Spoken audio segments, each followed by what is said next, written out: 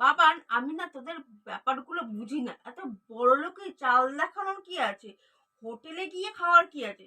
কেন ফুটপাতের ধারেও তো চাউমিন, ফ্রাইড রাইস বিক্রি হয়, হোটেলে গিয়ে খেতে হবে কেন? মানে কি টেস্ট কি আলাদা হয়ে যাবে? পয়সা বেশি দেবে, 2,000 3,000 টাকা বিল খরচা করে তো খাওয়ার কোনো মতলব নেই না, কোনো মানে হয় না অত খরচা করার। কিন্তু আমি কিন্তু যাব না। আমি বাবা গরিব মানুষ, আমি হোটেলের ফুটপাতের দোকানে চাউমিন কিংবা ফ্রাইড রাইস খাবো।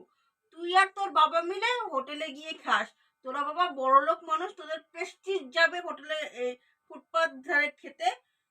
ঠিক আছে, তোরা যাস, আমি একা একা ফুটপাতের ধারে খেয়ে আমি আমার বিল মিটিয়ে দেব। তোদের আমাকে নিয়ে চিন্তা করতে হবে না, ঠিক আছে?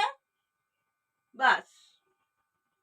আর তুমি না সবসময় এরকম ঝামেলা করবে না তো। সবাই মিলে সবসময় কি খাই হোটেলে গিয়ে?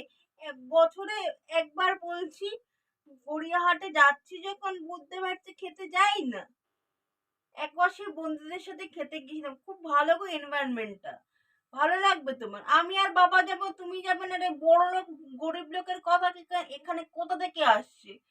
আমরা তিনজনে যাব, যখন মার্কেটে যখন যাব তো তুমিও যাবে আমাদের সাথে। আর নাহলে তিনজনেই ফুটপাতে দাঁড়িয়ে খাবো। ফুটপাতটা তো আনহাইজেনিক না, ওখানে মাছি মশা একটু ভ্যান ভ্যান করে।